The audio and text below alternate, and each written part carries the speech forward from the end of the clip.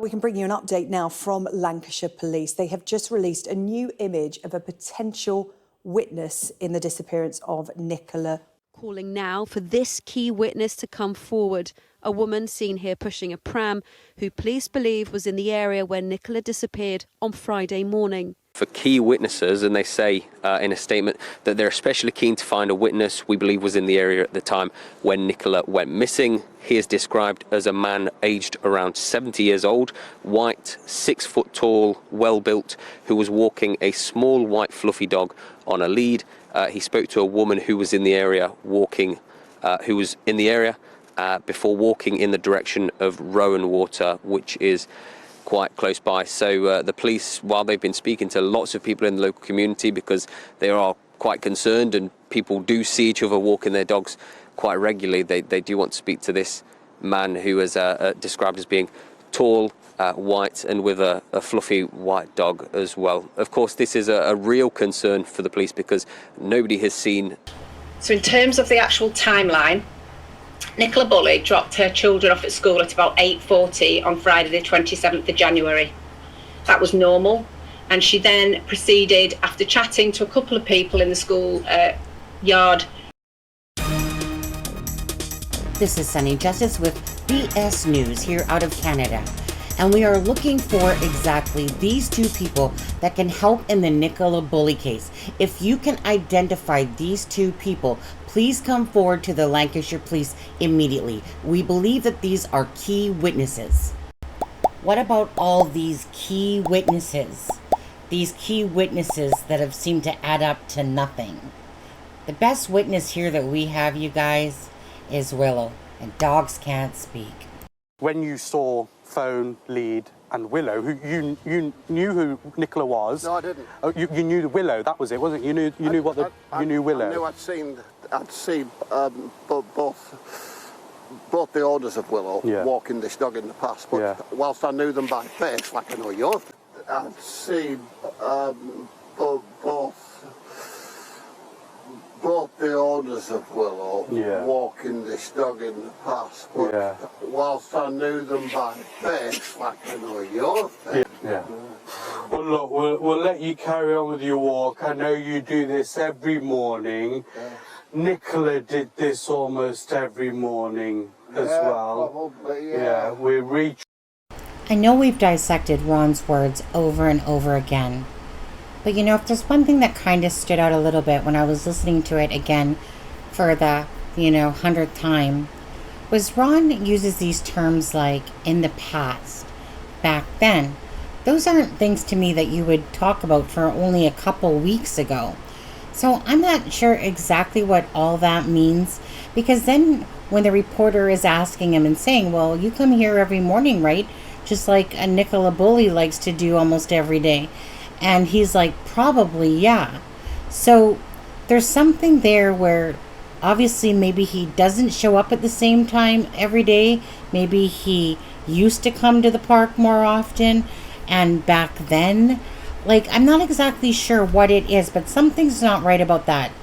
So I don't know if Ron's just a person to nod and agree and just kind of really not listen to what the guy is saying. Because it just doesn't make sense that he's sitting there going, probably, yeah, meaning that would conclude then that he doesn't either go at the same time, that he's just visiting, or he didn't live there for a while or something like that. I don't know. It's just something picking apart, you guys. What do you guys think? I've seen both the owners of Willow walking this dog in the past, but whilst I knew them by face, like I know your face. Well, look, we'll let you carry on with your walk. I know you do this every morning. Nicola did this almost every morning as well. Probably, There was a conversation, but my wife was trying to ring me, I was trying to ring her. Penny had rung my wife. To say that she'd fastened the dog up that was. And Penny was the lady who actually spotted Willow initially and saw the phone, but didn't know what was going on with the phone. That's right, yeah. The part that gets me about this whole entire case is that there's nothing from start to finish of what you can say is consistent.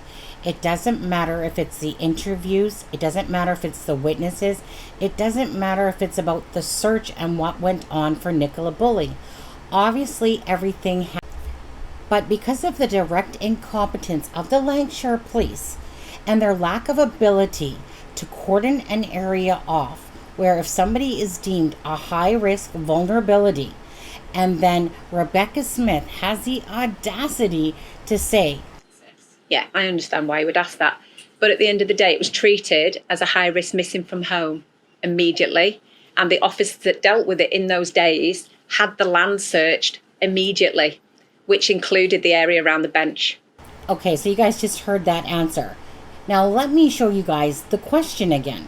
Should you have cordoned off the bench and got forensics in so that you could be more certain that you can rule out things like foul play and be absolutely certain rather than just saying that, you know, it's a main hypothesis? Yeah, I understand why you would ask that.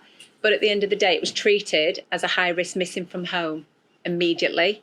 And the officers that dealt with it in those days had the land searched immediately, which included the area around the bench.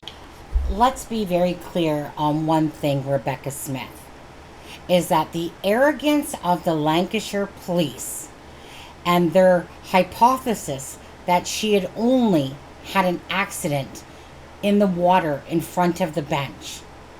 That was your main working hypothesis.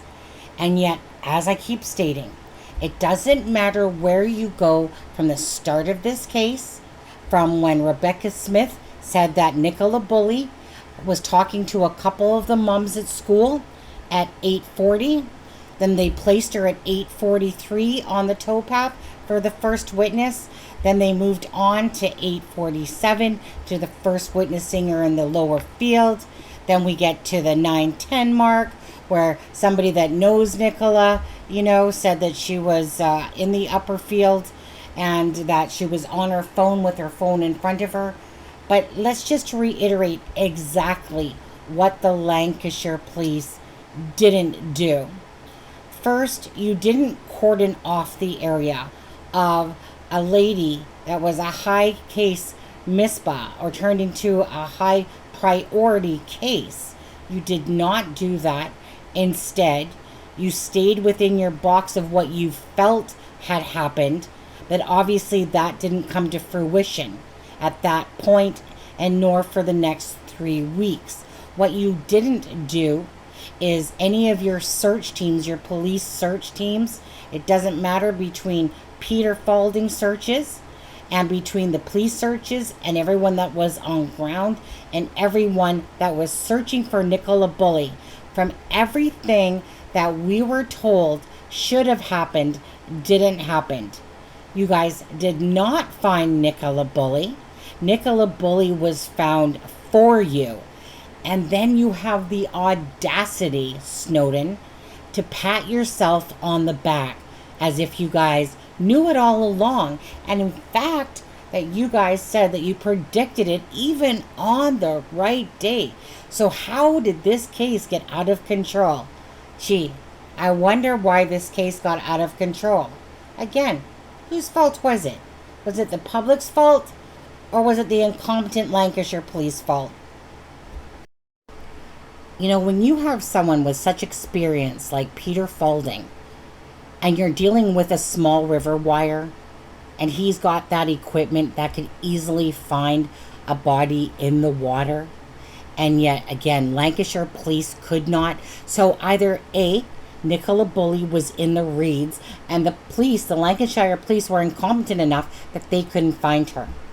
Now, Peter Falding has offered to go down and literally prove that Nicola Bulley could have not going in that spot at the bench or over the river wire.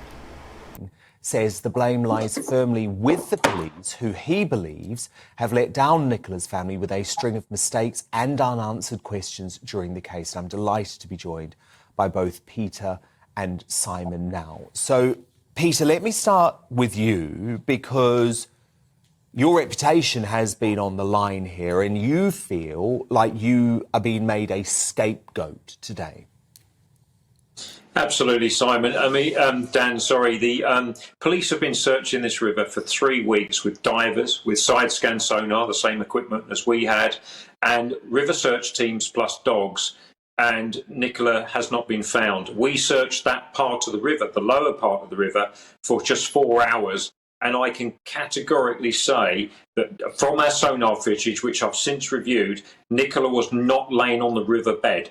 I can't see into the reeds. I want to make that very clear. And I've always said that to the media. We cannot see into the reeds, but we can see what's under the boat. And I've got a crystal clear image of the actual riverbed. OK, but you never specifically searched that part of the river where she was found? Yes, we did, Dan. We trawled like the police every day with our sonar. They did with their sonar, and there was no sign of Nicola on the under the water, I should say, not in the reeds. Our remit was not searching the riverbank or the reeds. I'll make that clear. So we ran the sonar down on day one, down about 2 or 3 miles down that river, and we never saw no sign of Nicola, as did the police for the last 3 weeks with their sonar device either. So do you think the police searched the reeds and the riverbeds properly? I can't really comment because I wasn't on that search, but all I can say is we searched upstream where the bench was, where I actually said there's no way she'd gone in the river at this point by the bench. It's too shallow and she wouldn't have drowned at that point, and she would not have got washed under the weir. And I can say that and I'm happy to do a test at any time to prove that she couldn't have gone in at that point. Exactly our points, right, guys? If Peter Falding says that Nicola Bulley did not go in at that point where the bench is, and that he is willing to do a test to show that she would not have gone over the weir and entered at that point, then how are we supposed to believe that that was possible, considering everything showed that she had not? So is that why the police returned to the weir, to do their own investigation, because the coroner didn't feel like she was capable of going over the weir either? Maybe the coroner doesn't have no clue about that. Maybe they just didn't want to take Peter Falding up on, his offer to prove. Either way, guys, the saddest thing in this whole thing is those poor girls and Nicola Bulley. When their youngest daughter, Sophia, saw it too from the car window. The helicopters are looking for Mommy. Oh. So you guys, are these witnesses or actors? Or neither? And it's just a bunch of bullcrap just to feed to us. Anyways, you guys, hopefully the inquest will give us some answers. Please give a like, a share, and a subscribe if you are not subscribed. Thank you very much for watching this video with me. You guys have a great day and God bless.